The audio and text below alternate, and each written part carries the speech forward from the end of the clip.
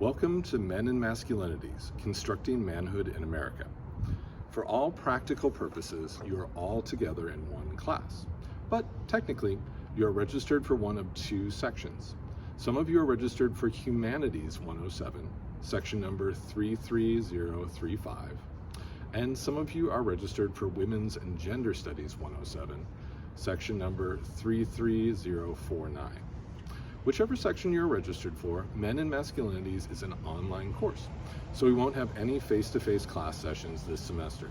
But I thought it'd be better if you had my face to go with my name, so I'm your professor, Chad Green.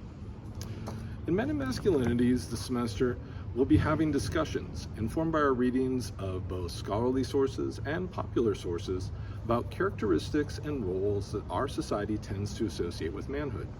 Along the way, we will also be learning essentials of masculinity studies as an academic discipline, delineating gender theories, evaluating the social construction and politics of gender, analyzing the intersections of gender with race, ethnicity, social class, ability, and sexual orientation, and identifying issues of men and masculinities in a global context.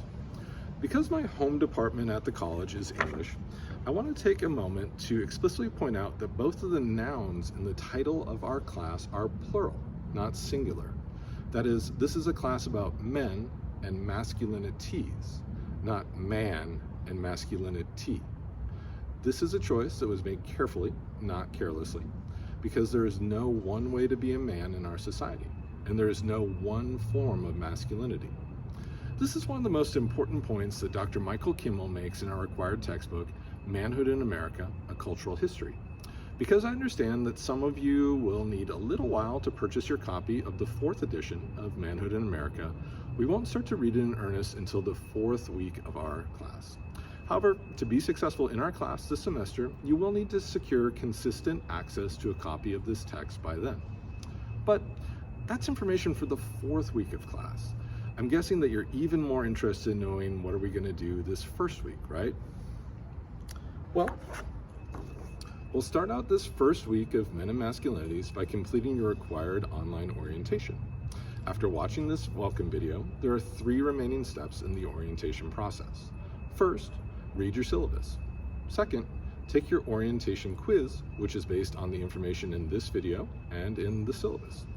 Third, post your introduction. To find all these materials, all in one place, click on the link labeled Modules on our Canvas site for Men and Masculinities.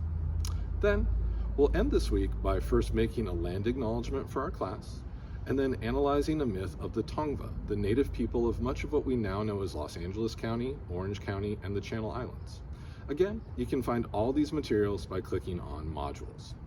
That is, by the way, how I recommend that you and your classmates navigate our online class, by clicking on Modules.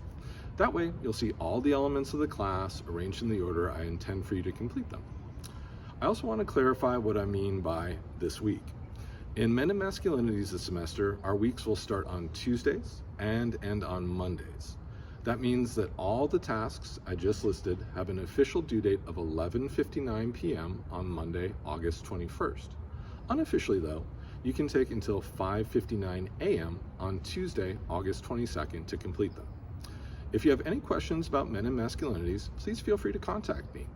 Because this is an online class, I prefer to be contacted by email at cgreen@cerritos.edu. However, you're also welcome to call me at extension 2826 or to chat with me during my office hours, which will be from 1 to 2 p.m. on Mondays, 9:30 to 10:30 a.m. on Tuesdays, and from 1 to 2 p.m. on Wednesdays. I look forward to working with all of you this semester in Men and Masculinities.